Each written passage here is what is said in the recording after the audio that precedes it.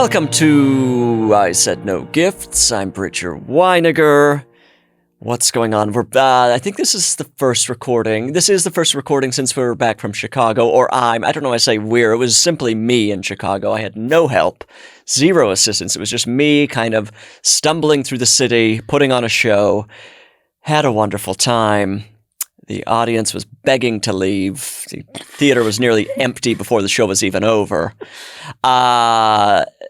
Let's see what happened. Oh, I did wish a Hannah happy birthday on stage. Later found out her name was Heidi. But it's now too late to Klum. wish. Sorry to interrupt, but Klum?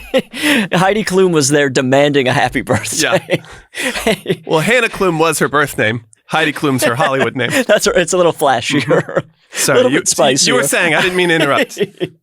This isn't about Our me. guest is just trying to burst into the show, and we'll get to him in a moment. And we should get to him quickly because I'm already rambling. And there's very little going on. What's going on? The Patreon's still happening. I'm now, as you know, kind of doing bonus episodes about the secret lives of Mormon wives. That's become almost my entire existence, just thinking about those gals. So come on over. And then I saw Mission Impossible last night. Followed every moment of it. It was perfectly clear what was going on.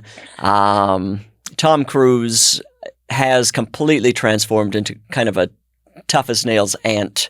Looks like your mom's sister who's had a real year. But I didn't have that good of a time. Maybe I had 10 minutes of a good time. I kept trying to fall asleep and that didn't take. So take from what you will. Let's get into the show. I love today's guest. It's Josh Sharp. Josh, you're already on the show. Welcome to I Said No Gifts. I'm jealous you saw that Impossible Mission. I love those films. I really do. What was the last one you saw? The last one. And I've seen every one. And I go in the theater and I have a big thing of popcorn just as Tom intended. And I pace it out over the course of the whole film. I don't eat it before. We know he hates that. That's impressive. I love it. I feel he's the most populist movie star we have. Not just in being popular. I like that he's like, I do my own I will live or die for you. He's doing every stunt. I throw myself off the cliff for your pleasure. But I'll say in this one, I think there are two stunts. And one of them is it's unclear what the stunt is. It's largely underwater and he's in an underwater suit. And it's like, what? I guess he's just floating through water. That's the stunt. Sure. Because there are parts where there's... How deep is he? Because it gets dodgy down there. Yeah, that's the big question. But why would he need to be that far down for a movie? Well, because he's Tom. Why does he need to do any of this for a movie? Because he cares. Why does he need to ride a motorcycle off a cliff? He loves Hollywood magic. And you can get the bins real easy. They talk about that in the movie. I bet they do. It's a big plot point. You might get the bins. So then I don't want to give anything away. That's 40 minutes of film right there, discussing the bins. It'd be great if he got Bubbles the bins. in the bloodstream, is that what it is? I think nitrogen or something in the bloodstream. And then it makes you dizzy and you don't want that you? stuff there. No. You don't want nitrogen in the bloodstream. I'll tell you that. Girl, you do not want nitrogen in your bloodstream. He goes very deep and then shoots up to the surface. Well, that's the part that'll get you. As someone who's scuba dove, past tense, scuba dove about 3 times a decade ago, you really have to pace your way up. I mean, that's how you get the bends. You have a history of scuba doving with water. Well, this is true. I mean, I love the stuff. I don't know if that's something you want to talk about or not. It is true. It tried to kill me last year. And you can find out all about this in Josh Sharp Tada, my one-man off-Broadway show starting at the Greenwich House Theater. You can promote this later. Can I? Yeah, of course. I don't know what you're going to clip. I actually don't know how your audience listens to this. Maybe they start at the end and go to the beginning. That's or true. Memento style. Maybe they start at either end and meet in the middle. That's a podcast. Let's just have a series of Polaroids of the podcast and try to figure out what was going on. I've got to mention www.joshsharp.com within every 45 seconds if I'm going to get it in a clip. I know the game. We're going to cut it out of... This is going to be a very difficult episode to listen to. Good. That will all just be... That's what I hope to bring to every podcast. An air of unlistenability. But you have so this particular Mission Impossible might really hit home for you. Yeah. He's done some water stuff before, I feel like. Like 2 ago, there was that one where there was the big... Again, can you remember a single plot point? No. Absolutely not. And I have something... Sorry to tease the listener. I have something really salacious about that to mention to you off air. Oh, And it can't be on air. No. About Tom Cruise or the water or the... About the whole world and the making of these films. Oh, and... something I learned from someone who made one of these films that I don't feel comfortable saying on air. Oh my God, I can't wait. And yet I do feel comfortable saying that I don't feel comfortable saying on air. You know what I mean? Of course. I need to make some sort of reminder for me That's good. I'm going to put this... I don't feel comfortable. I feel comfortable here. saying I don't feel comfortable saying it on air. That's one of those great... Do you know what I mean? Of course. That's really good. It's meaningless. It's as meaningless as a Mission Impossible movie. One time, this is maybe the hardest I've ever made Aaron Jackson laugh. As a joke, the show This Is Us was on. Okay, and sure. I said, This Is Us is us. And he thought that was the greatest thing. Wait, but let's see. The thing that you don't feel comfortable saying, you don't feel comfortable talking about. It has to do with the writing of these films. Oh, the writing. Okay. But I do find the plots to be pretty wild. There was something. Yeah. Okay. Submarine? Like 2 or 3.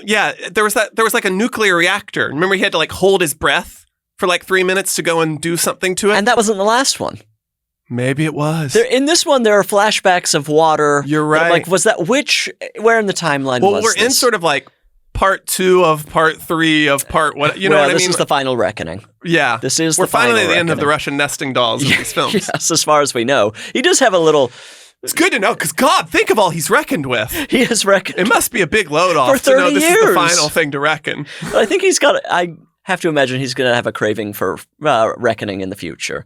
I don't think he can stay away. He'll have a different proper noun, but I have a feeling he'll still be reckoning.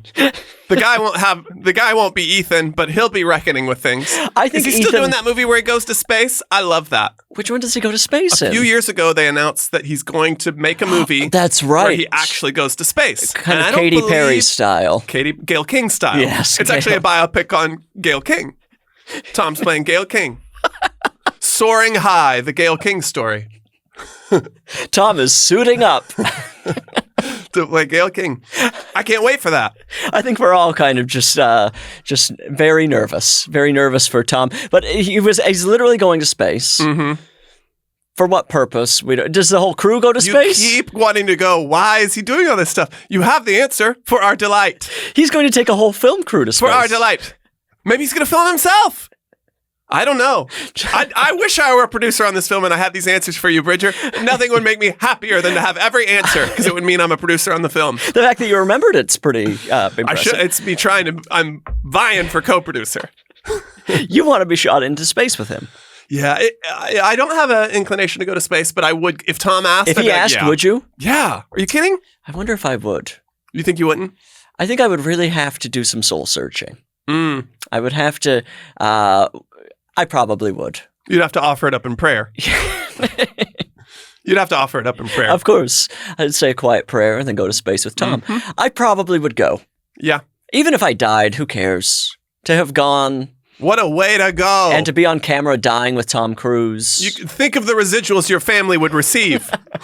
Your family would be set for life unless on that the movie back end. bombs. Good point. And Tom, his box office cachet is I think it's fading. Is it? But didn't they feel that Top Gun Maverick sort of like brought back movies? Yeah, it brought back movies, and then the last Mission Impossible kind of sent movies to their grave. Okay, understood. And gosh. I don't know how this one's performing. Well, maybe I don't want to produce after all. Here, I thought I'd be rich. I believe this one's being beaten by Lilo and Stitch. So maybe Lilo and Stitch has brought the movies back. Do they do their own stunts? As far as I know, Stitch. Which one's? Wait, Lilo and Stitch is Lilo one of the humans? I'm realizing I've never seen Lilo and Stitch, not even the old animated. In my mind, and I understand, and I'm giving myself the space to be wrong. Lilo is human, right? Stitch is a creature from outer space? ? That makes sense. But just until this moment, I thought Lilo. For whatever reason, I was under the impression there were 2 outer space creatures. But of course, it's just the blue one. It might be a little 2 peas in a pod. Yeah. You know, you sort of want the odd couple of it all, don't you? Right. You always want a small human girl with an alien. Always you want this. I'm surprised one of us isn't a small human girl. And I'm even more surprised one of us isn't an alien. You know? How will this play? Two of us talking? Nobody cares. None of you care. No, it's nor should you. There are sparks. What this is missing is Tom Cruise welcoming you to the movies, like he did last night. The audience gasped Did he do that in the last movie where it's I think he's done it just every home one. video where he's like, welcome to the movies? I think he's done it in all of them. Now it's so important that you're here at the movies. I was talking about this with people the other day. It would have been incredible if in this one, he didn't do it. Some old man comes out, I'm the producer of Mission Impossible. I want to walk up here to the movie. Pulls off the mask. It's Tom. Oh my God. Like in the film. And then the set breaks away and he's hanging on a helicopter. And then the movie starts there. It's in and the world of the movie. On the movie. Curtain up, light the lights. You know how movies start. For that to be, Ethan could be doing some Hollywood hijinks within the movie. Yeah. Why didn't they? See, this is you pitching yourself as a future producer for... Think of me for space. Think of me for the Gayle King story, is all I'll say, Hollywood. Now that I'm here in L.A. You know, in New York, nobody takes me seriously as a producer. Absolutely. But now that I'm here in L.A. You're making moves. You're in a very L.A. t-shirt. Thank you. This Clark is the Clark Street, yeah. The 101 Diner. One time I saw Fred Durst there, about 15 years ago. Starstruck. Back when it was the 101. Isn't that awesome? What was he doing? Mopping the breakfast, floor. of course. Why, eating breakfast, of course. Why, having a delicious meal in the 70s ambiance of the 101, now Clark Street Diner. I love the Clark Street Diner. Oh, I love the Clark Street Diner. I could go there today, make a reservation, joshsharptada.com. Book a table with Fred Durst at the Clark Street Diner. I love the Clark Street Diner. I'm glad you clocked this. Some people don't know it's merch. Some people just think it's a shirt with breakfast on it. It's a good shirt, and I'm there probably twice a week. I love that place. My friends used to live around the corner, and I would go there all the time when it was the 101. It's such a good diner. I find this shirt is well received by the community, but that every time I wear it, someone comes up and they go, I love breakfast. People often just think it's about breakfast. And it's a bold statement. But I celebrate that. Of course. There's a lot to love. And it's a good-looking breakfast. That's the diner breakfast. Do you know, I have one note on this breakfast. What? Can you guess what it is? That it shouldn't be $22? Well, sweetie. Oh, God. Clip it. Get into a war with them. Am I doing this right? You know, I don't have a podcast, but I'm aware of your culture. Clip it. We just say clip it when we want. Clip it whenever you want. Yeah. It doesn't matter what you said previously. My biggest note is that breakfast, brunch, diner culture, it's about beverages. Okay, sure. I need double the beverages here. This has already got 2 drinks here. I understand There's that. a coffee and a probably $40 orange juice. I want a big glass of water, and then I probably want like a boozy drink too. Like if this is brunch, I want fresh squeezed orange juice. I want bad coffee, some of the worst coffee. Well, then this is a bad place for you to be. They have good coffee. They actually do have good coffee. Yeah. I want water, and I want a Bloody Mary. Wow. That is... To me, the joy of brunch is a sip of everything. Even the water? Yes. Oh, I'm drinking water all the time. Not for me. Not during breakfast. I'm obsessed with the stuff. I'm one of those people who like the taste of water. Is that true? Yes, I think it. I don't mind the taste of water, but I'm going to taste this. Wait, do it AMSR style. That's not right, but I'm sticking to it. AMSR. I think it's S then M. AMSR. No, it's ASMR. It's ASMR. Okay, you can always remember because it's related to S and M. That's the mnemonic. Yes. It's where it came from.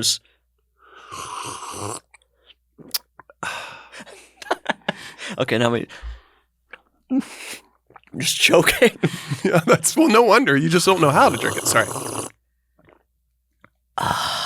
It's good, right? I fucking love water. Water rules. When people say they don't like the taste, what are we talking about? Yeah, exactly. They're clearly drinking dirty water. Yeah. Because it's such a pure thing. Like it's a you want to really get into it? Yeah. And I don't like to participate in the New York versus LA of it all. Okay, I like both. Yeah. I like both, I promise you. We do have you beat on water.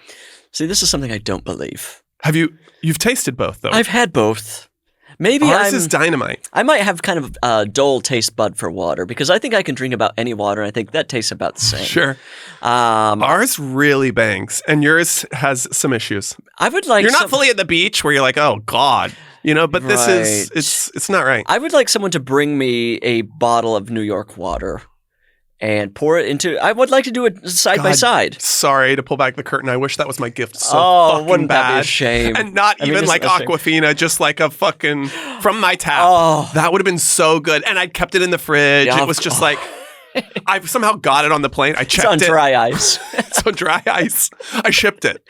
I guess that's the hard thing about getting water here. You would have to check a bag of water. I could have gifted you 3 ounces of water so easy. I could have given ounces. you 100 milliliters of water, and that would have been such an incredible gift. I mean, that's enough to... a little sip. That's all you truly need to get the taste. What's a tasting menu? Yeah, it's a flight. It's a flight. Flight of water. I could have brought you a flight of waters from all over the country, all over the globe even. From outer space with Tom. We could have gone to the moon and fetched that water that's there. New York does famously have good tap water. Yeah, we're known for the stuff. I wonder if there's a place that has better tap water than New York. There must be. Outside of the country, I think it's one of the best metropolitan tap waters. Because we get it from some upstate reservoir that's like known for good.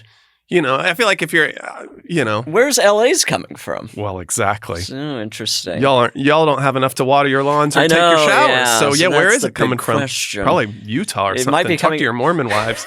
They're probably sending you your water over. This is a subject that my dad will bring up on occasion. You're taking all of our water. Where does your father live? Utah. Yeah, I believe it. But Utah's also a desert, so I don't quite believe that either. Right, but that water's probably coming from Idaho. But the people of Utah have faith. They do have faith in a way that we don't. So they're making water in the desert. The water. The faith is in the water. They're finding water in the desert. If anyone is, it's a faith-based people.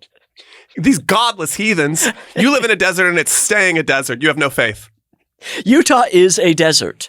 But you have faith. So take a step and when there's one step of footprints, you know who's carrying you. When you're in a desert, you know where the water comes from. A big bag of water. When there's only one set of sopping wet footprints, you know who it is. Jesus, fresh out the bath. Bubbles in his hair. Bubbles in his hair. Bubble bath, yeah. And a big sort of fun like Santa beard, like when you're 3 years old and you're making the big bubble beard over his regular beard. Absolutely, he thinks he gets the meta joke of that. On a beard. One of the famous alt comics, Jesus. He's a little off kilter. He's slightly on, always off. You know what I mean? What was that? I think it was TBS, or was IFC? TBS was Characters Welcome? Yeah, that was. Oh, Characters Welcome. That's Jesus's. You meet them 12 and that hooker. He's got 12. He's got 12 and that hooker following him around. Jesus was such Characters Welcome. The 12 and the hooker. Jesus was so Characters Welcome. He really was. He loved all types. He loved all types. One of his things. Yeah. One of his big things was Matthew, loving all types. Luke, John. Uh-huh. That's the others. And those other Judas, guys. I mean, we're talking you want to talk characters. Judas is one of the more famous of the guys, isn't he? Full character. The ones who wrote books, Matthew, Mark, Luke, John, they got their sort of titular stories. Peter, of course. Well, the doubter. Thomas was the doubter. What did Peter do? Peter kind of just floated around, just made sure everyone was feeling okay. Yeah, he might need a snack. Yes, exactly. Yeah, sure. Thomas. God, how many can we get? Let's see. Because you were raised Mormon, or maybe still are. Yeah, raised. And you don't want to answer. You want to get me back in? Well, you're refusing to answer that one. You're refusing to go on the record with that one. I'm well on the record about this. No, I've listened to every episode. I was raised Presbyterian. Still. But we have different guys, I guess. Different guides. Do the Mormons believe in the 12 guys? Oh yeah, the 12 guys. Absolutely. Okay, good. So Peter, James. Wait. Matthew, Mark, Luke, John. Matthew, Mark, Peter, Luke, James. John, Peter, James. Doubting Thomas. Thomas with all them damn doubts. Judas, of course, the bad boy of the group. The classic bad boy. And we're missing 4. Don't you feel like we'll get there? Yeah, I'm trying to think of Italian Catholics in my life. Oh, they usually get these names. Oh, yeah. Michael? You want to believe there's a Michael. Let's call it a win. Let's not look this up, but let's call it a Michael. It's also, I want to give some Old Testament names like Esau, but I know those were not the they're boys. real guy names. Yeah, they're guy names. They're basically like Kyles and Marks. Yeah, Matthews. They're honestly a lot of the gay guy names. Yes, Brendan, yeah. Okay, we're missing 3 because Michael, I've David? decided. David must be there. I mean, not the one who fought Goliath, of course. But isn't David, it's Mary and David are the parents. Mary and Joseph. But was there a Joseph in the guys? Bad Christian. Was there a Joseph in the guys? Maybe, okay. No, there's no Joseph. That would have gotten weird for the whole situation. Let's say there's a David. Let's say there's a Dave. That's the 10th. Is Dave. We're missing but we're still 2 people. We're still too short. Tyson. Tyson and Lance. Wow, I'm really shocked that I can't. Some of these guys were duds. Most of them, honestly. Like probably 8 of these men were full duds. Sorry to go Hollywood producer again. You come in, I got this story. It's me, this hooker, and 12 guys. I could cut 8 of the guys for story. We don't need any. I'm like, keep the main guy for sure. He's our guy. Like, we're sending this one to space. He's the campaign. Is Jesus, of course. Keep the hooker. And then I'm like, I think maybe 8 of those guys could go for story. No, budget. And budget, oh my God. Yeah. Maybe not to be full Blumhouse, but I'm cutting speaking parts. Yeah, maybe these are background. These are background guys, for certain. The 4 apostles, 8 background and hooker. The 4 apostles, 8 background and hooker. Now that sells. That can sell in a way the Bible hasn't. As we know, the Bible has not very sold. Poor sales. Poor sales. Poor sales. One of the worst selling books of all time. Absolutely. One of the absolute bombs. Oh, those residuals must be nice. That one's the original bomb. The original bomb. Turkey. It was a turkey. It was a turkey. Box office turkey. Yeah, I don't know how we possibly got to the 4 apostles, the 8 background. I do. And again, when the listener is listening to this as intended, memento style, front then back, meet in the middle, it will all make sense. Do you need to promo right now? Absolutely. Starting July 7th from Josh Sharp and the director of Oh Mary, Sam Pingleton, comes Josh Sharp Ta-Da, a one-man solo experience in the off-Broadway kind of way. God, imagine the sexy West Village evening you'll have. A Cosmo before, a Cosmo after. Ooh, what a night. Carrie, the rest of the girls. Again, imagine if there were 12 Sex and the City girls. You're like, you only need 4. There's no chance. Are you kidding? And it's like, you're not taking a quiz where you're trying to figure out which of 12 characters you are. You never could. Yeah, you're right. The human mind doesn't need all 12. No. Especially when you already got a hooker and a lead. That's 2. You really only needed 2 guys. 2, you think? I mean, if we want the sort of like cast of 4. Yeah, that's true. Yeah. What are you? The Christ figure, the hooker, the doubting one, or the bad guy? It's really Thomas, Judas. Then there's no friend. He needs at least one friend. You're right. You've got to have one. The hooker's a friend, but not in that way. Not in that way. So I imagine that would be Matthew. Yeah, okay. Matt. So you really only need Jesus, Mary, Matt, and Judas, I think. Wow. And so now you're saying no doubter. Or do you think it's more dynamic to sort of not have a full villain in the Breaking Bad way? Like, you know, you don't want him to just be bad. Yeah, only. you need some gray area. Yeah, he's the gray character. Right. Because Judas is kind of a gray character. I guess you're right. He did it for, he needed that bag of gold. He was conflicted, and he also was part of the plan. And also, you feel for Judas because he knew, there's no small parts, only small actors. He knew he was like, I have to do this. I'm predestined. That's the thing. He's a patsy. He's a patsy. It's like this poor guy. He's a rube. Like, if he hadn't done it, the plan would have fallen apart. It was a heist, ultimately, and that was his big part. And and everyone's so mad at him. Oh, God, everyone's so mad. He knew he was the heel. Yeah, he was the heel. He knew, like, I'm the heel. Someone's got to do it. But hopefully there was some, like, behind-the-scenes contract work where it's like, yeah, everyone's going to hate you, but there'll be money under the table. Yeah. You're going to be happy with how this plays out. Absolutely. I wonder if he was. Did he go to hell? I guess, what happens to him after that? He asks for forgiveness for it, doesn't he? I would hope so. If so, then he's going to heaven by the rules I understood. But it seems like he's still got a reputation. When I was really in it, I was doing that thing because did you have the Left Behind series? Was that a cultural touchdown that was for you? a weirdly, and kind of thank God Mormons don't get into the Left Behind. The rapture of it all. Yeah. Because I was so worried the rapture could happen any moment. I just found myself sort of like quickly praying for forgiveness, like all the time. Just in case it could happen in the flash of an eye. Truly, I was just like every minute I'd be like, forgive me for my sins. She's like, okay, I'm good. Imagine if it had happened in between those prayers. What a shame. Or if in praying I sort of sinned. If I was like, please God, forgive me for my fucking sins. If that, Oh, an imperfect sort of prayer. Yes. Tautological. You're so stressed out. Yeah. There should be like an iPhone alert. There should be just an give iPhone alert. like an earthquake or a fire where you get a few seconds to like sort it all out. Yep. I don't think that it's fair that it's more of a prank.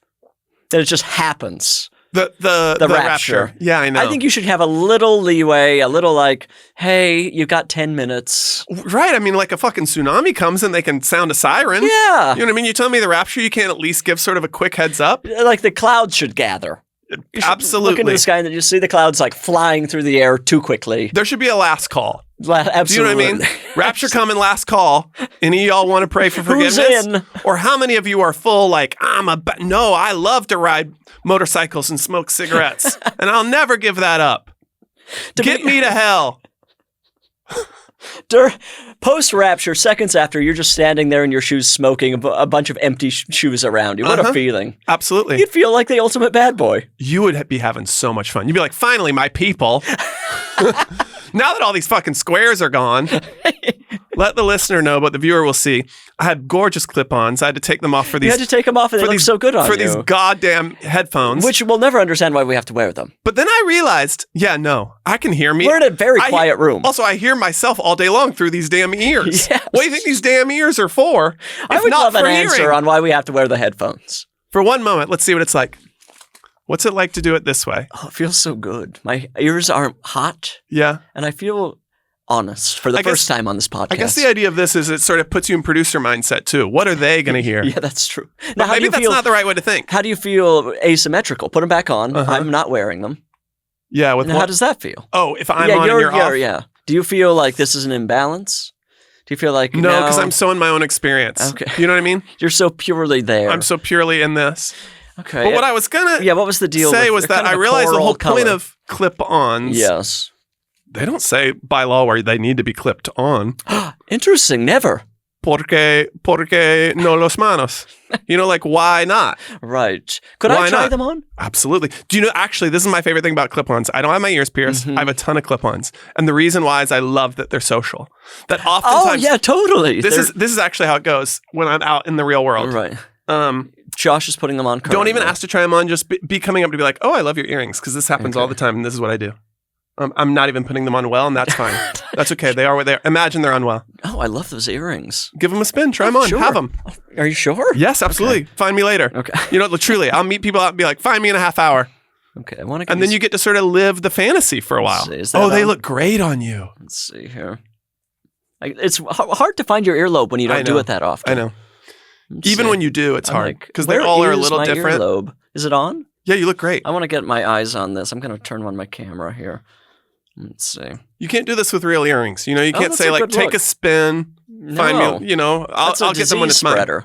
It's also why I always spend single digits on them. Under $10. How much were these? I get them at thrift shops. These were definitely less than 10. Okay, so now. Because I know I give them to the world and they don't always come back to me. Oh, wow. Do you know what I mean? Yeah, kind of a Johnny Appleseed. Absolutely. In many ways.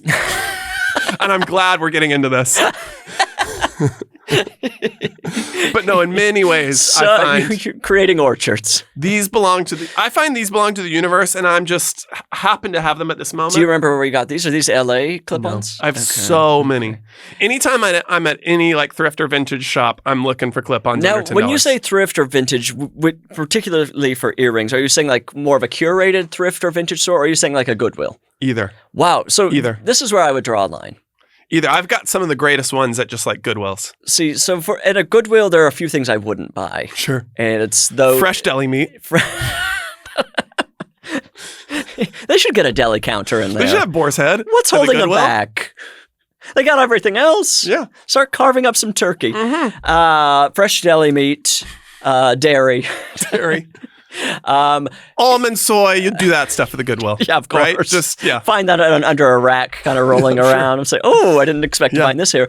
An earring, anything that will like directly touch skin, I'm always a little nervous about. What even clothes glasses don't directly touch the skin? Oh, that's a good question. Anything that can't be put through a washer. Yeah, okay. Washing machine. Don't you feel like you could actually, I found a pair of sunglasses on a Subway the other day and put them on, and my boyfriend was he was like, did you not wash these? And I was like, no! What are you talking about? He's like, they touch your eyes. I was like, they literally don't touch my eyes, dude. Yes, but they get the bacteria close to them. Again, he was right, but then he took a Clorox wipe and he did it. Right, you can do that. So you can do that with these. Right, yeah. Okay, that's a good idea. The other thing I like about clip-ons is they have a look you can't get from pierced earrings. Like clip-ons inevitably look like your grandma removed them to answer the phone in the 80s. Like there's a chunkiness that only exists in this modality. And you can really find those at the Goodwill. Right. Or the Housing Works. Housing Works in New York, great clip-ons. My grandma never got her ears pierced. She only wore clip-on earrings. And did she have big low hangers? No, she had ones like this, the big buttony type. But I mean her lobes. Oh, interesting. Did she have big low hangers? I don't remember. You know, some grandmas there. Get them low hangers. And and if you clip this out of context so you think I'm talking about tits, my God. Don't let it be known I'm talking about lobes on these women, not tits. But did your grandma have them low hangers? Did she have them low hangers, your grandma? And you know what I'm talking about. If you twist my words to make it seem like I'm a pervert when I'm so not, I'm talking about your grandma's low-hanging, luscious earlobes. I'm not a pervert. I'm a normal guy. I'm just a fucking normal guy who wants to know about your grandma's low-hanging ears. The answer is yes. Yes! I was hoping that'd be the case. I think there's something else we need to talk about. Anything. As much as I'd like to stay on this exact topic. And we've been on one topic the whole time. We've been so cogent. That's and this precise. Podcast. We start with a topic and I say we're going to dive deep into this. Mm-hmm. Focus. No zigging, no zagging. No, I pray you to stay focused, you said to me. We are going to flesh out this one thing as we've been doing. But there's one other thing I'd like to talk to you about. I would love. I was really excited to have you here today to plug your show over and over and over. And if you'd like to do it now. Josh Sharp Tada. Tickets available now at joshsharptada.com. July 7th through August 23rd. 7 nights a week. I was excited to have you here doing that. So I was a little surprised. The podcast is called I Said No Gifts. I know. And I have to imagine you are a dedicated listener. I am. You're constantly writing in and begging to be on the show. I know. So I was shocked when you walked in. In the mail, too. Handwritten, long form, cursive. All caps. All caps cursive. Pages the and most pages. Serious all caps. Yeah, screaming in cursive. I know, and yet I just felt it would be rude to not bring you this gift I put so much thought into. Into the wrap, certainly. Into the wrapping and into the gift. Yes, it looks like you went to Nordstrom. The gift I don't want to give department. away. I don't want to give away. We know it's not water, unfortunately. Do we? Should I open it here on the podcast? Drip, drip. The bag is falling apart. It's so soggy. How do you do the one that sounds like a waterfall? That's for the listener at home. Oh my God, my bag is dripping. Go ahead, do Foley. Oh, my bag's dripping everywhere. Oh my God, to the listener, my bag is dripping everywhere. Great Foley. You've got to do everything in this business now, You really do. Days. You got to diversify. All right. Okay. Should I open it here on the podcast? I feel you might as well. Well, actually, would you rather open it off air? I'm fine with that if you want. I wouldn't mind just throwing it away right now. I don't need to know what's in here. Now, this is a gift that I thought a lot about. Mm-hmm. I've definitely seen what's inside of there. Okay. There's no world in which I remembered this morning that I left the gift in New York and I got this from the house of the person I'm staying with. There's absolutely no world in which that's true. And I can't wait to look at this thing that I definitely have a deep familiarity with. Okay, we're pulling it out. It's in a white bag from, what is this brand? Oh, well, we all know this brand. Vuori. But don't let that... Maybe the 12th Apostle. That's the one we were missing. Vuori. We expected him to make a bigger splash. I forget, what was his personality trait? He was always dressing up. He was always going out. He was the fashion-forward one. Yes. He was the nightlife apostle. He was the culture correspondent. And he was the one in the morning being like, could y'all keep it down? Like, oh my fucking God. Okay, I'm reaching in, pulling out kind of a silky... Mm-hmm. Ooh, what is this? Oh, you know, and I know. Oh, well, it came from Vuori, of course, a brand I'm so familiar with. Several T-shirts. And again, there's no world in which these are T-shirts that the person I'm staying with was dying to give away. And when I said, could I give them as a gift on this podcast, he said, when you see the burden be lifted, where he was like, I was here for months. I've been like, you have to drive and donate these somewhere or give them away. Where did he get these? At Vuori, I guess. At Vuori, I guess. But he didn't want them. And they're exactly your size, of course. Yeah, these are form-fitting. They're exactly your size. Remind me what size they are. These are an XL. And that's you. And that's you. And that's so you. And again, there's no world in which when I said to my friend, oh, fuck, I forgot the gift I was supposed to bring him. Do you have anything you wouldn't mind me giving? And when I say a weight was lifted, when he went, I've been trying to get rid of these shirts. If you could give these to him, it would be so. I kind of want to take them back. I tried to return them and they wouldn't return them. And so then I was like, well, I have to donate them somewhere. But I've just been like, I can't, Did he not try them on in store? What's wrong with this person? I actually do think they were a gift from his mother. Oh, okay. Oh, yeah. But I won't name him in case his mother's a listener. Okay. But they're gorgeous shirts. So, now the thing is, do you want to try one on now? I do. I think I should. I think you should. So the thing is I've been complaining a lot recently about how guests never bring me clothes because on our live shows there's only one real stage-worthy outfit I've been given, and I've run it into the ground. Mm-hmm. And I wonder if this is the next move. I think we should try one on. I would have to wear them pantsless on stage, sure, as more of a dress. And there's also a world in which you layer them, maybe one over the other, or one on each leg as sort of pants. While this put it on over your shirt, if you don't mind. This is almost like a tunic. Yeah, which I got you a war tunic, darling. Darling, put on your war tunic. Do you have a color preference? Let's start with the one in your hands. I think you reached for something right. Whoa! Did you hear my stomach growl? No. I wish it would do it again on this. That would be a cool S and M. S S S S. M-M-M-R. Sorry, you're going to have to pay Rihanna now. Wow, it looks so good. Is that Please clap. Please clap. Do you feel like that's too small? Does it cover This feels immodest. Feels a little immodest. I think it looks great on you. Do you think I could wear this on stage without pants? Would that be too small? I think you could wear it without pants. It'd be sort of slutty. You'd be a little bit of a hooker. I'm going to tell you this. Hooker on stage. You wouldn't be serving Matthew. You wouldn't be serving Thomas. You'd be serving that hooker. Which of the girls are you? You're Samantha. You're the hooker. I'm the hooker. This fits perfectly, I think it fits great. And I think you could wear it without a pant. And you could either be full whore and sort of have a thong and you're getting the little peak of underboob, or you could do sort of an athletic underwear, kind of sort of mid-thigh. Exactly, like a Lululemon sort of. Right. That actually would be a great sporty look. Mom. Sporty mom. And I find what's really in fashion now is proportion where it's because everybody thinks it's just all the kids are wearing baggy shit. But it's really fun if you sort of have one baggy element and then one sort of not baggy element. I think that mash is sort of fun. Right. No, this is, and it's kind of a nice aqua navy color. Mm-hmm. This is, why don't you put one on? I would love to put one on. Try it on. Does this color speak to you? Because we're both sort of blue. I think so, both of us in blue. Woo. And thank God, earlier we'd already sort of gotten ourselves used to the no headphones. Now I see why we did that. Now you're in practice. Because you can't, or should I try to put it on with this on? You might as well. This is so comedy. This is so comedy. He says to the 3-camera setup, to the multi-cam setup you have here. You're getting so now it's see, it doesn't fit you as well as me. No, this is more my size. Yeah, swallows me up. Yeah, you're looking. Come on, you're not showing off anything in this thing. Well, it went over your headphones better than I expected. Yeah, me too. I actually thought it would be ill-fitting in a way. Yeah.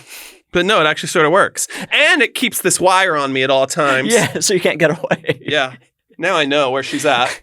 Maybe that's sort of part of the style is... that's nice. A little poosh. Okay. Well, that's really good. And what do we do with the last one? Annalise, would you like to try it on? Sure. Come on in here, Annalise. Come on in here, Annalise. We should all be in a top. We should all be... In our voir couture. This is almost an Alvin and the Chipmunks. Yeah. Kind of new athleisure. Look how long, by the way, the tag is. So long. It's sort of giving CVS receipt. Yes. This is really like a response to the tagless t-shirt. Absolutely. They're saying no. What if it was tagged? What if it was tag full, they said? Tag less? More like tag full. Annalise is going to throw a top on. And if you want to pair it with these clip-ons. Oh, yeah. No pressure. Open invitation. I'm going to put it over my... We're all trying new looks. Over under the vest. Over vest. But there's... Over vest. Vest over would be its own look, but this sort of feels more of the runway that we're serving. Right. Okay, Annalise has got a top on. We all, it works for almost anybody. So good. And the shape, the way it accentuates the shape of the vest. And don't forget, you can put them on your fingers. You can clip them on anything you want. I'm like, But I celebrate the ears. That's one of the classic places. Now Annalise is getting Fun. the I love your take. clip on kind of a side ear, yeah. Oh, that's right. Yeah. getting into the cartilage. Yeah, there we go. There we go. That looks good. Right? That looks There we go. great. There we go. So this is why we do a video. To You've the got to get this listener, on video. we look incredible. We look incredible Immaculate. to the listener. To the listener, we look immaculate. The way you could conceive of this would be immaculately. It's an immaculate conception in a way. The way we look. absolutely. But yeah, you can go to the video. Okay, great. Just go to www.joshsharptada.com and that's where you'll see Kind all of of our stuff is An stored there. embedded QuickTime An video. embedded QuickTime video of I'm this. going to keep these. Find me later. Okay, Annalise is taking them, or may take them permanently. They get it. We have no idea They absolutely where get they're it. going to end up. Wow, look how good we look. And I'm this- so glad that the intention and care and thought I put into this is reading because you're right. We do look good. This is for me kind of a not my mom, but a grandma shirt purchase, which is there was a long time when my grandma would buy me medium-sized T-shirts. I think in a kind of an attempt to say, I think you're bigger than you are. Let's call it as it is. You're a small. I'm a small. Yeah.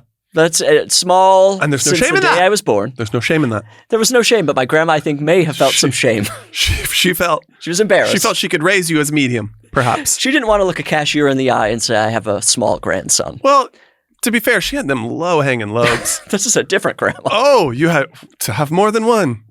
How does the math work on that? God, I don't even know. That's Spoiled for another with podcast. grandmas. Yeah. Just swimming in grandmas. Drowning in the stuff. Kind of a Tom Cruise in under the ocean of grandmas. I've said that to you before so many times, and I'm glad it finally makes sense to everyone. I'm coming up from those grandmas and I'm getting the Bridger? bends. Oh, God, yeah. How to describe him? He's sort of like a Tom Cruise swimming in an ocean of grandmas. Do you know what I'm talking about? There's so You know, many people are like, grandmas "Got you're it." worried about him. Yep. You're worried if he's going to make it out alive. And then he does. Every does. time. And he Then he saves the absolutely movies. So we've got these shirts on. Yeah. And your friend, wow, this is the sort of life I would love to live, to just apparently not try the shirts on, just have them, take them home, and then not want them. I need to get more of the story on why he didn't want them. What I know is when I said, do you have anything I could give away? Immediately. He lit up. Like it truly was. He was like, this is so great for me. I've been trying to get rid of these and now you actually have a use for them. Wow, unbelievable. To think that this could become content. Really That's goes to the show thing. you anything can be content, huh? If you think hard enough, anything can be content. You know, I hate And it that, should though. be. This is why Tom is struggling at the box office because we've allowed anything to be content. Well, do you want to know? There's a line in the movie that feels a little anti-content. Tom says, do you want me to tell you what Absolutely. it is? You spend too much time on the internet. And that's kind of a, like a little one-liner he's got. So May that be a lesson to you all. This is a movie that's very much about cyberspace. They say cyberspace. Every character says it at least one time. That phrase, cyberspace. Cyberspace. A phrase we're saying all the time. It's very current. Yeah. So they have like a Gen Z writer on this, I guess. Yeah, of course. I mean, they must have someone maybe really Gen young. Alpha. I maybe would Gen say. Alpha. This is somebody who's that was raised by someone who was born with the internet. You know, this is somebody. This is the granddaughter of someone who had internet the whole life. This is the granddaughter of a Gen Z person writing this movie, and yet you can feel it on the screen. It's like every inch of the screen is covered So by hip and current someone and who's modern. beyond internet life. Someone who isn't even on TikTok. It's so old. No, oh God, blasé, Embarrassing. passe, Yes. pate. And they are saying that we need to protect cyberspace. Cyberspace could be destroyed. This is said throughout the film. And then Tom ultimately kills someone and says, you spend too much time on the internet. That's his big sort of, Yeah. wow, mic drop line. You spend too much time on the internet. May I go that way? But I'll say that Tom has a thriving Instagram presence. Does he? I'm- I don't follow him and I should. I looked it up yesterday. It's not off the cuff. These are, promo stills, this sort of thing that I have to imagine a Scientologist is running this. Sure. I can't imagine there's just like a normal person. One time I went to the center, like in Los Feliz, like the one by UCB. Oh, of course. I went to the restaurant there. You've never had better service in a restaurant. You can no longer go there. They I are, tried. wait, you can't. This was years ago. So Because of some sort of tax problem. They're constantly trying to evade taxes. And I believe you now have to be like a member of the religion in order to enjoy the cafe. Incredible service there. Michelin star worthy. Really? Attentive. You telling me people in a cult aren't attentive? When I asked where the bathroom was, it was a far ways away. And he said, I'll walk you there. Well, of course. I mean, He doesn't want you "Don't poking snoop." around. But that was just sort of the energy. You just felt very like needs were anticipated. You know, they're there with the fork right after you drop it away. We're like, how did you know? They were under the table. They catch the fork before it hits the ground. Yeah. Incredible How was service. the food? I have no memories of the food. I remember So it looking can't at the have been food good. online, and it looked a little like wedding catering food. Yeah, I, that feels right. This was probably the year 2018, probably, around there. That makes sense. So it's been a while. I've been to the Celebrity Center right next door. And As a celebrity? As a celebrity, I said, make way. Everybody, here comes the celebrity. I went in there, and they need to open a window. That's what I'll say. But I imagine they don't open the windows. For temperature, for smell?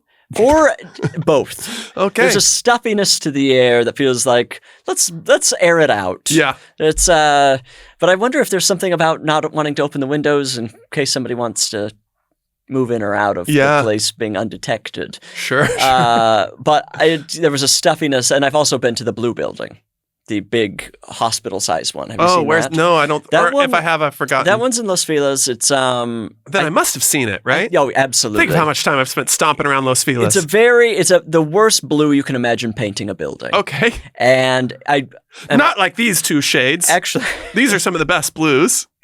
It might be the color of the shirt. Sort of this one? Yes. Yeah, okay. A little lighter, and I believe it's a former hospital.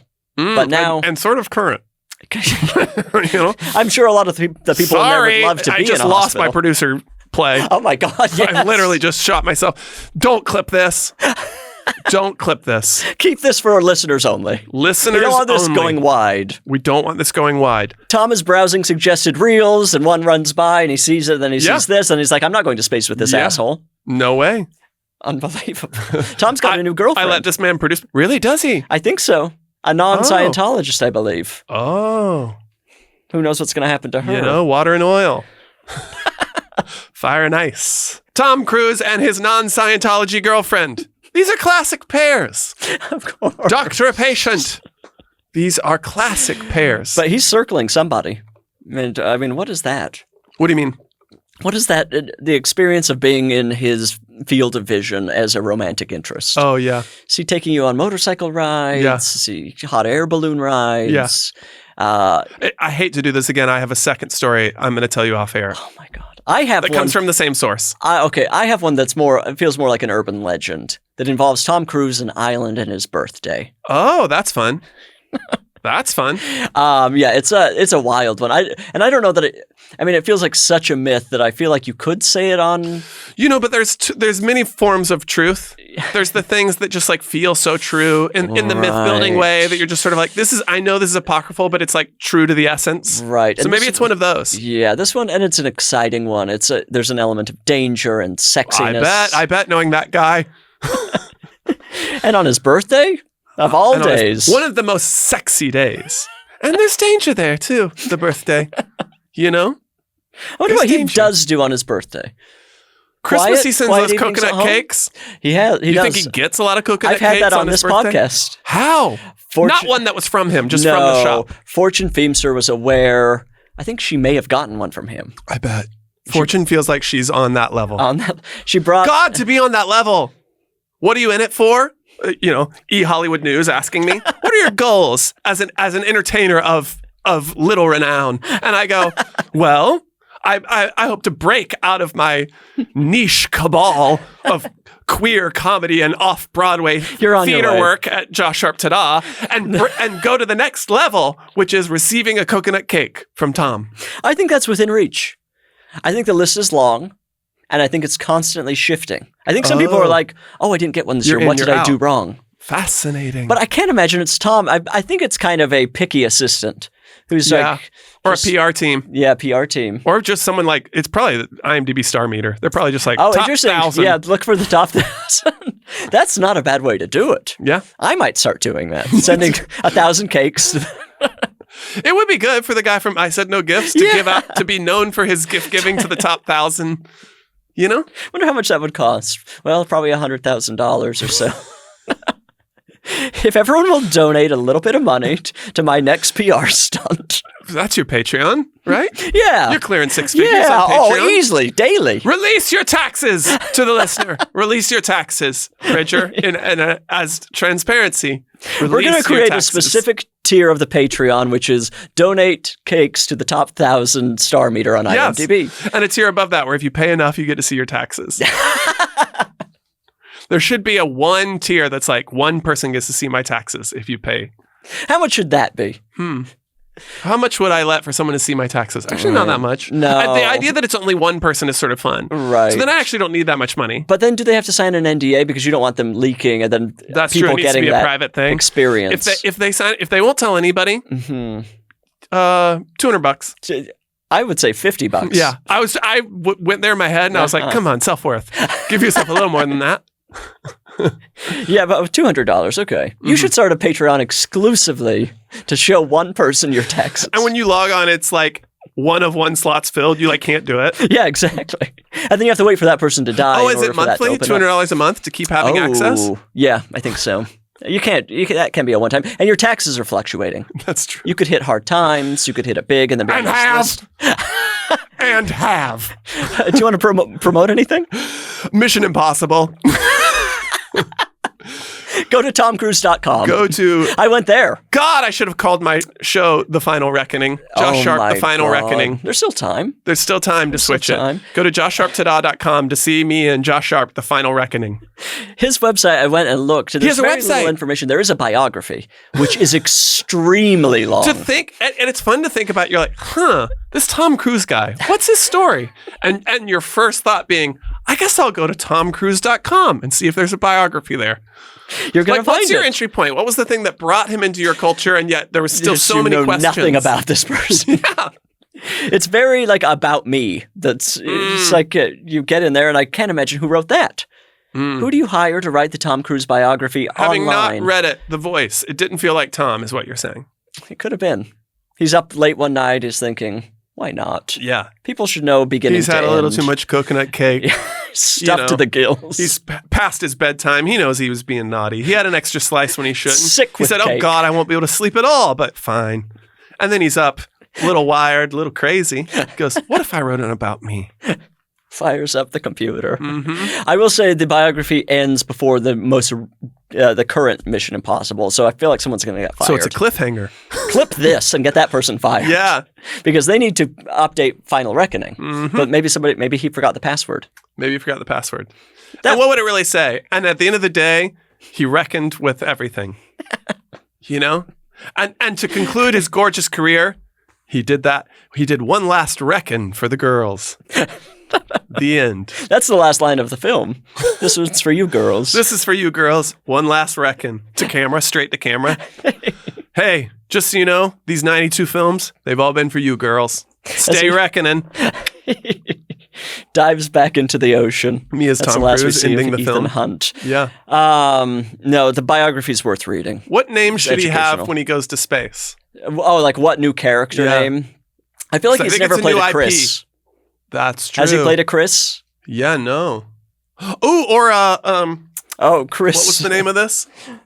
Chris Voire. Chris Voire. Quiz Voire. No, Chris Voire is really good, actually. Yeah, that's nice. It's a little too, I would say it's a little gay. Too downtown. Yes. Yeah, that's a coded way to say. Yes. And I don't know that he wants to get too close to that. This is, one of your mom's friends at church. And your son, is he still downtown? This is your mom's church friend trying to inquire. Your mom forcing a smile. Yes, he's actually never been more downtown. Keeps moving south, actually. But he's got a job. And a partner. Chris Voire. I mean, I think that may just have to be it. Chris Voire. But actually, unfortunately, it's the Gayle King story. I think we already know. That's true. He's playing Gayle King. It's Gayle King. Or maybe Gayle King as Chris undercover. Poiret could be the sort of like, in the biopic where they sort of invent the composite character that's like, oh, we sort of need to put 6 people in one. Right. Like it's his manager and also his grandpa and also his His lawyer cake and also maker. his cake maker. Chris Poiret is like the one who inspires Gayle to go to space. Right. Also played by Tom. Also played by Tom. Kind of a clumps. What we in the business call a clumps scenario. Yes. There's only 4 stories, as they say. It's Casablanca, it's clumps. And There's- clumps. and clumps. There's only so many stories that we keep retelling. And we keep doing clumps. Sinners. Sinners is a clumps. Sinners is a clumps, ultimately. Sinners is a clumps, ultimately. It's know what I almost, mean? I would say, an almost word-for-word retelling of the clumps. Yes, adaptation. That's a clumps. Yes. We have so many great clumps in the lexicon, in the media landscape. How many clumps were there? Actual clumps and not just the story retold. I just want you to answer the question. No other information. You are so... Can I apologize deeply? You are so right. I didn't mean to obfuscate. Thank you. Thank you. My God, I'm ashamed. How many clumps were there? There is actually so many reads on that. I know. Because it's both how many in this version of like Casablancas are there, to which I would say probably 250 stories that clump. Okay, sure. How many in the franchise? I want to say 3. But then I'm also going, but in the family of clumps, how Right. many members of clumps were there? Right. And I'm picturing a dinner table. And I'm picturing a dinner table. I'm wanting to go 8. And are they all Eddie? I don't know. But there are, I think, more clumps than there are Eddies. I think he's some of the clumps, and I think there's others There that are other people that are not. Yeah, I guess Don't they you have feel? he has to play off. A clump. I've never seen a clump. A clump needs another person to play I'm off. culturally aware of a clump, but yeah, a clump needs... And it can't all be clump to clump. It can't all be Eddie to Eddie. Sometimes it's got to be... Oh, it'd poison the audience. It poison the audience. How many clumps are there? Gosh. We're going to try and name them like the disciples again. Matthew, Luke, John Clump, Doubting Thomas Clump. Hooker Clump. Thomas Clump at the dinner table. I don't know about all this.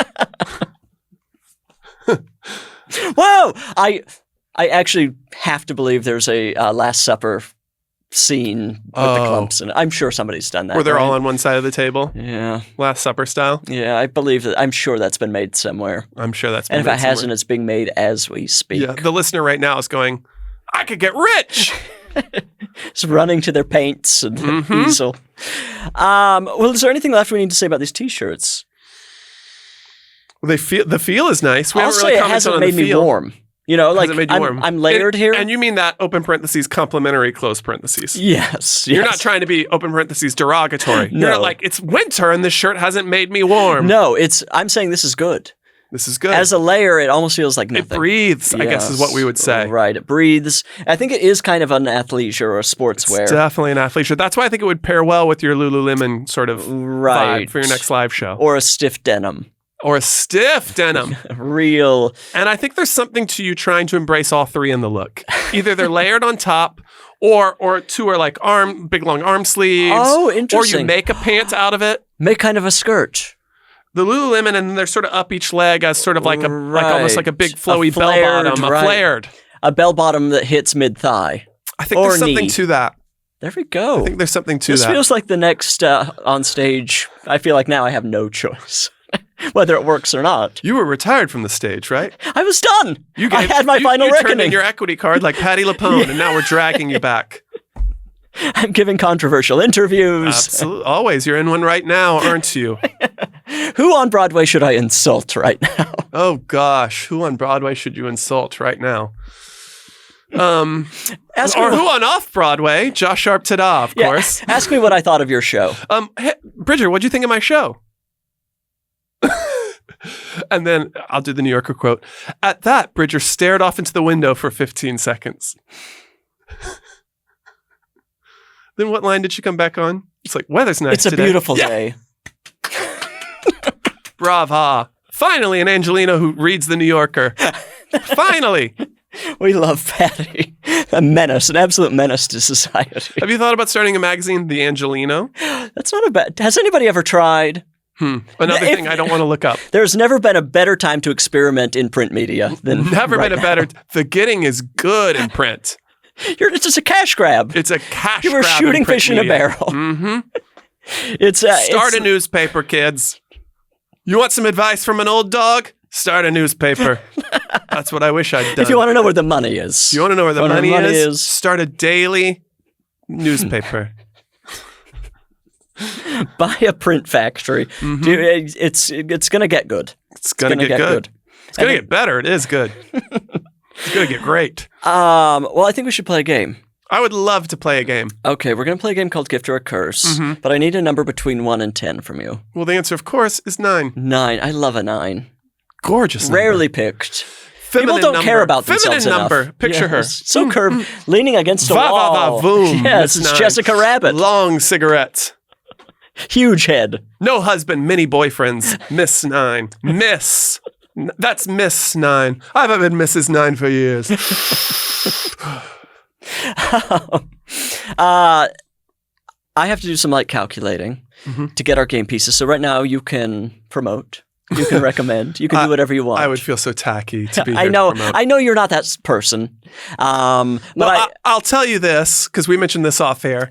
To answer your question, yes, my off-Broadway run, Josh Sharp Ta-Da, directed by Sam Pinkleton of O'Marion, produced by Mike and Carly, who've worked with Kate Berlant, Jacqueline Novak, Mike Birbiglia, all your favorites. The show's in the Greenwich House Theater, and yes, that's where immersive Sweeney Todd was in 2019, ? You could sit in the pie shop and eat pie, while Sweeney and the gang jumped up on the table and did their hijinks. So yes, as a gay comedian, it's my birthright to get to haunt that space all summer. And I do intend to kill myself at the end of the run so that I can haunt the space as a specter. So come in while I'm alive. Talk about immersive theater. Yeah, or come in after and I'll be haunting your ass. Was that enough time? that was perfect. Great. Did we ever hear about the quality of the pie? Or was it like somebody ran to? When I went to see it, I did not sit down there. I sat in the Okay. balcony. There were like 2 rows of balcony seats if you didn't want to be in it. And I was like, If you weren't hungry for dinner. If you weren't hungry for dinner. Yeah. I can't imagine it was good, but that's true to the text. Oh, very There's true. a really You don't great want it to loophole taste for that. great. If you taste good, you go, shit, this is going to be a bad production of Sweeney, huh? It's like when you cast a Sally Bowles who can sing too well. Right. Everyone understands every single thing we have said. I felt like I had one. Oh, what I was going to say is everyone should see the show. I saw a very early run of it. It was rough. Josh was working through a lot of things. And your notes saved the Yeah, production. I got on stage about halfway through the show and I had to kind of guide him. Physically, you moved my limbs. But I did save the show, and now they're going to try it again. I'm not going to be in New York, so I can't save it again. So we just have to trust that Josh will do it. But it's an amazing feat. Everyone should see the show, and it's truly everything you need. You're too kind. It's so good. Okay, this is how we play Gift or a Curse. I'm going to name 3 things. You're going to tell me if they're a gift or a curse and why. Then I'll tell you if you're right or wrong because there are correct answers. I know, and you forgot the last part, which is I will get them all right. That's how the game is played. We all know this. We'll see. We'll just have to wait and see. We'll see. We'll see me get them all right. Say it. And we'll see you get them all right. Absolutely. You're worth $200 a month. Okay, these are all Patreon suggestions. First one up is from a listener named Austin. Gift or a curse, the mayor's recorded greeting at the airport. Curse. Why? I don't need to be greeted by this man. And it is a man. There's so many. When I come to a city, it's not for its political figurehead. Greet me with the culture. I'd rather a hooker say hello to me than the mayor. I spit. Also, let's be specific. You want to land in New York and have that Cheeto Eric Adams welcome you? Yuck. Curse. Correct. It's a curse. If the mayor cared, they'd be there. Well, exactly. They'd be there at the gate. And you are the mayor. You're going to the fucking VO booth to record this bullshit? Yeah, shouldn't you have been sweeping the streets? Yeah, literally. I would so much rather Mayor Adams sweep the streets for an hour a day. Or, there's so many things a mayor can do. And it wasn't the first take. No. They were in the booth all day. Again. And he came back for pickups probably too. I'm sure. And they're like, you don't have to do this. It's just, This is he's probably like, weeks of work. Yeah. He had to memorize non-union, the lines. and it was non-union. Oh, yeah, of course. The mayor didn't get the pay he needed. No, nor the crew. Nor the crew. Everyone was cheated in this production, and it makes you feel uneasy at the airport. I don't want that. Don't talk to me at the airport, especially over. Do you know what greets you at? Have you been to LaGuardia recently? I have, but I don't remember. She used to be I was greeted by a beautiful water feature. That's what I was just about to bring up. LaGuardia used to be a dump. It's one of the greatest airports we have now. I could not believe. And that believe. water feature set to New York, that happens on the 15, 30, and 45, that's you being greeted by the mayor. Do you know what I mean?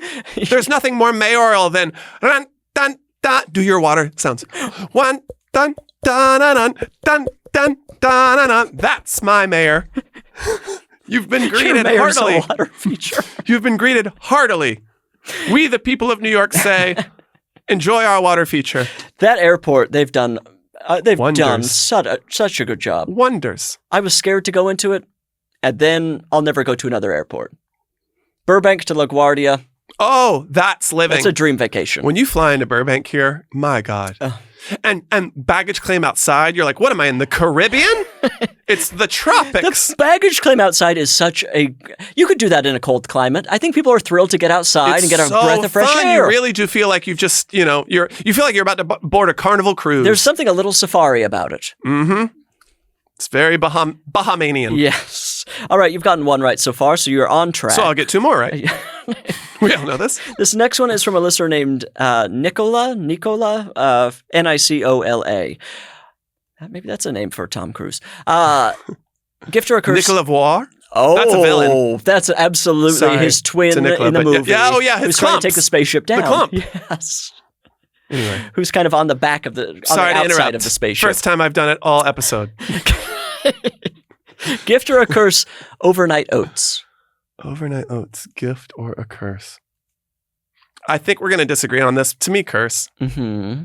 I just don't really get it. Right. I don't really understand why it needs to do what it does overnight. Mm-hmm. I don't know why everything you're getting from it can't be done in the morning. Mm-hmm. And I'm even pro oats. Pour me some hot water on these oats. Come now. A hearty, warm breakfast. I just don't get all of the to-do. It's not like there's not a maturation. It's not a fine wine. Mm-hmm. It's not a kombucha. You just need these oats to be soggy. I just don't think it needs all that. Mm-hmm. I don't like that it's the last thing you see when you go to bed and the first thing you see when you wake up. That should be a prayer. That should be your beautiful wife.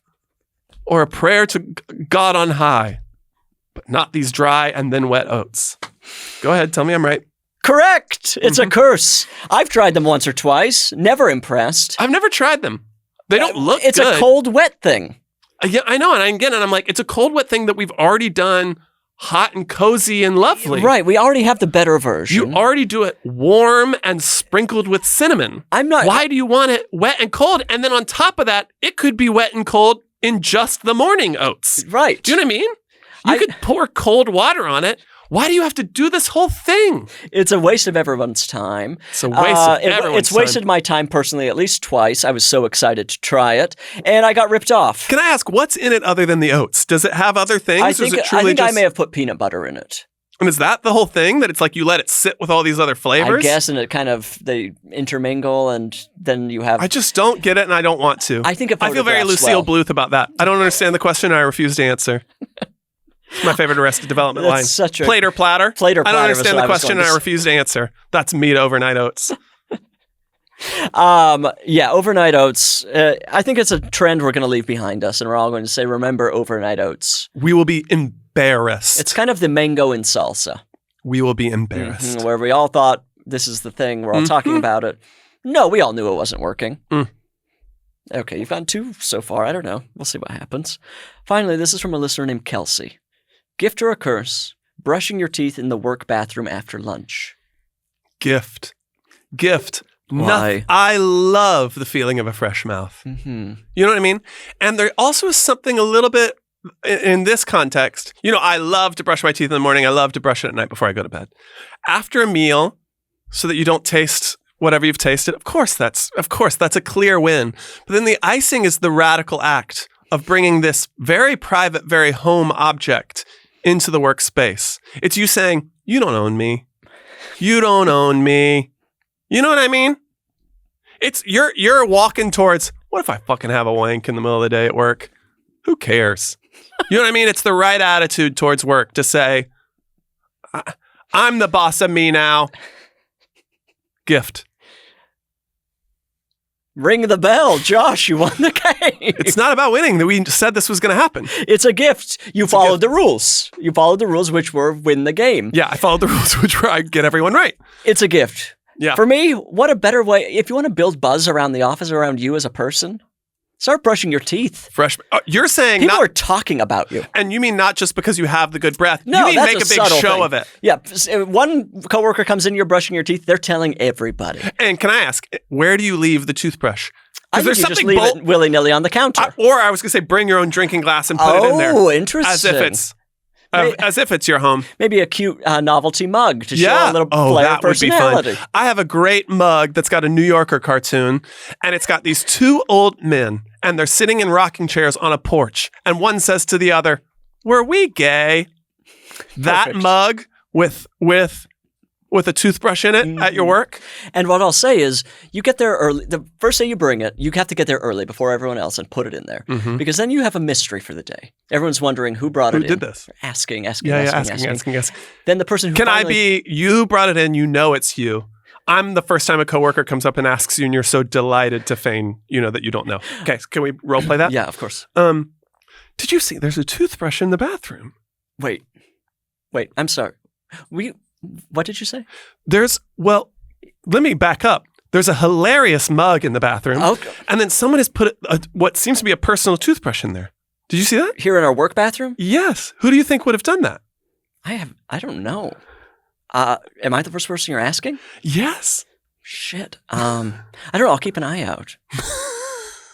And then we meet in the bathroom and you feel so betrayed. Uh-huh. Oh, you got me, I say. And then you quit there. You got me. I can't work here anymore. You got me.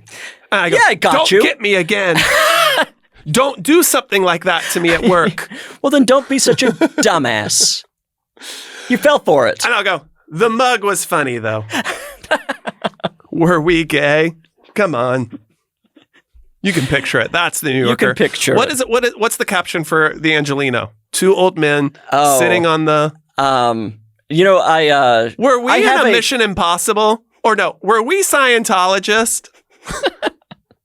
I have a catch-all for every New Yorker cartoon that I think works for every one of them, and it's, I see you've met my wife. I think you can put that under almost any New Yorker, and it basically works. The two old men sitting in the rocking chair. I see you've met my wife. Ha! I'm laughing. Everyone's laughing, and they're bringing their own baggage to it because they're trying to figure out what does that mean. Okay, it also does work for an off-pro. I should have called my show Josh Sharp. I see you've met my wife. The final reckoning. That's so funny. Yeah. .com. .com. Wow, you won the game. What can I say? I followed the rules. You followed the rules. You didn't win the game. You came here and you did what you needed to do. I'm an eldest child. I'm an Eagle Scout. I follow rules. You're an Eagle Scout? A scout is trustworthy, loyal, helpful, friendly, courteous, kind, obedient, cheerful, thrifty, brave, clean, and reverent. Does that answer your question? You're the first. I'm also an Eagle Scout. Why didn't you join me? Because I was a bad one. I cheated my way to the top. Wow. I only had 3 out of 12 of those Jesus' boys. I knew that whole thing. I didn't know I knew that whole thing. Can you do, on my honor, I will do my best to do my duty to God and my country, to keep myself physically strong, mentally awake, morally straight. I think I learned straight. Morally straight? Oh, that's a tough one to say. Morally straight? That can't possibly. And sexually straight. Yeah. And sexually questioning. This is unbelievable. Oh, my morals are straight. It's my sexuality that's a bit curved. That's Jonas, of course. Wow. Judas, I meant to say. Fuck, I fucked up the joke like he was Samantha Jones. Jonas. That may have been that famous Jonas got Judas swallowed by the whale. And the other 11 were wondering where to go. That's why. Actually, he's an Old Testament guy. He's an Old Testament guy. Always been. With Esau, Abraham, all them guys. They had the fun things happen to them. They had some crazy shit happen. Old Testament people got the adventures, the excitement. New Testament people got to meet a leper, I guess. We were around so many sick people. Talk to me when I get eaten by a whale. Annalise has a gift or a curse that they're going to present to both of us. Absolutely. And we'll see who's right or wrong. Gift or a curse, the showstopper round of the Great British Bake Off. Gift. Okay, you should go. Gift. The show is a gift. Let's start there. Okay. It's impossible to call any part of that show a curse. You know, it's a gift. Perfect casting, that show, always. I care deeply for, and the archetypes, the way they've managed to find so many iterations. What about Matt Lucas? That wasn't good casting. I even liked that. I hated that guy. I liked other hosts more, but I liked Matt Lucas, honestly. Okay. I've always loved everything. The amount of iterations they've found on, like, Hawaiian shirt dad who loves his daughter. You know, they have these, like, archetypes they manage to keep filling me with warmth. And the showstopper, as we know, is where they get to really pull out the stops. You know, they're so autobiographical. You know, in the technical challenge, you don't get to show off like, well, actually, I at work I play violin at the lunch breaks. You know, so I made a big violin. Like that's what you get out of the showstopper. You get to really learn about these people.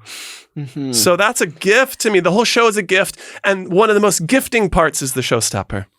To me, curse. This is the worst part of the show. The showstopper on Bake Off is an absolute waste of everyone's time, and it goes against everything the show is about. Because you think it's really about home baking, and it's like you'd never do this in the home? This is architecture. This is model work. This is a waste of my time. You're making toys that they don't look that good. It looks cheap. It is cheap. You know, spiritually cheap, I would say. And I'm watching the show hoping to see something that I would love to eat. I don't want to watch you make your, bring it to class project. It's embarrassing.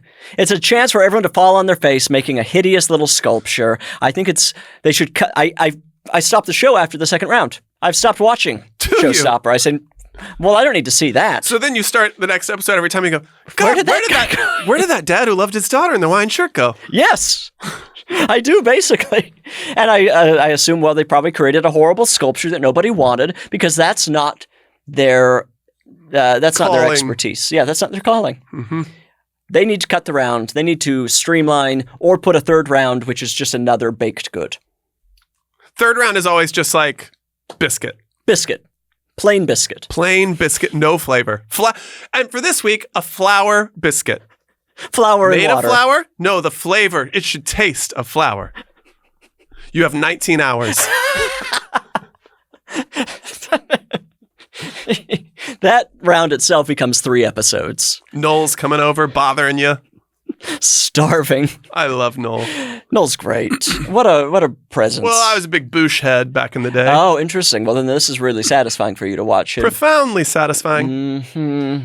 And the new person they've got in there is good. I like her, yeah. I don't know. I like it. But the showstopper round. I'm obsessed with Prue. Horny drunk. Terrific. She's drunk on the show. I love it. And she's like 1,000 years old. She's actually much older than you think she is. Really? She looks incredible. Actually, this is the first thing I want you to look up because I'm pretty sure she's like 86 or something. No way. It's much older than you think. Okay, let's see here. Both with her look, her viv. Let's see here. Everything else I haven't cared enough to look up. Okay, one final guess. How old do you think she is? I'm gonna try to really nail it. Okay. 83. 93. That's what I'm saying. Just kidding. She's 85. But still. She's like a mid-60s. She's a mid-60s and she's 85. Wow, good for her working. May we be so lucky. Not just working, drinking. Drinking too much. Fucking. That woman still is horny and has fun and has a nip of whiskey. Yeah. I love Prue. Wow, what was she doing prior to this? It looks like she was doing a bunch of TV. Pruer to this, you meant to say. You meant to say Pruer to this. South African.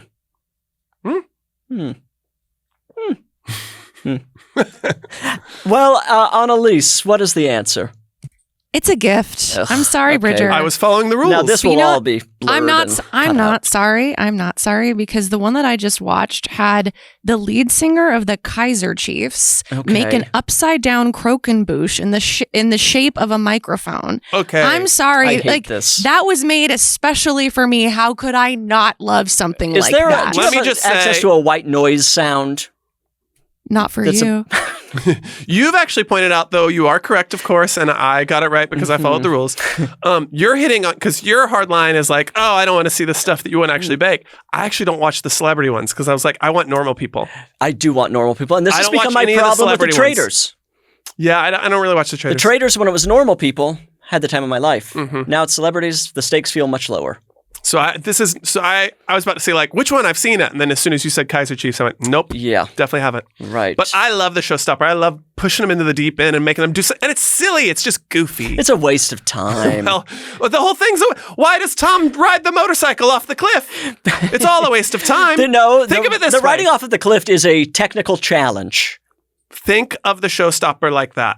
No. You know? It's applying technical know-how to something you shouldn't be doing. No, the showstopper is the plot of a Mission Impossible movie. A technical challenge is changing the oil on the motorcycle. Riding it off a cliff is not what its intended use is. Riding off the cliff is a technical challenge. Technical challenge is making a full stop at a stoplight. That's its intended use. That's making a flour biscuit. You know what I mean?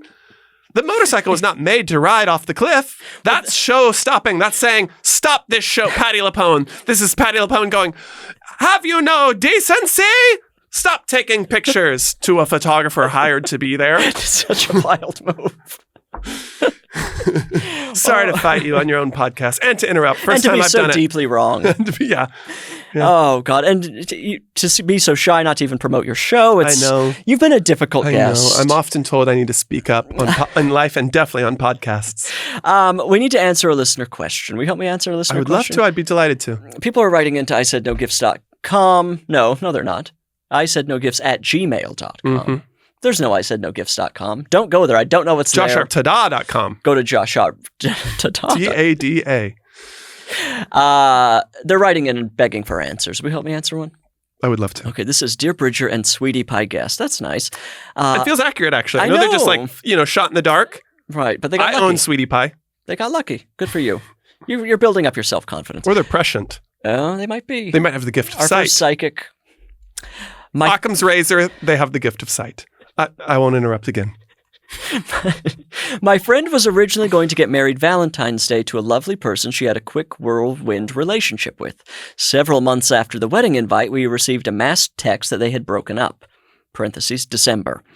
She said she was devastated, but still wanted to throw a Galentine's Day type of party to celebrate her friendships and pick herself back up. I RSVP'd to this as well. Okay, so she did it to the wedding and to this as well. Ready to party and cheer her up. Come January, we received an updated RSVP text for the party that it is now on with the boyfriend, as they are now back together, but not planning to get married. Again, on February 14th in the original wedding venue they paid for. God, a chapel in a cemetery. Oh, wow. That says it all. Do you have experience with this type of situation?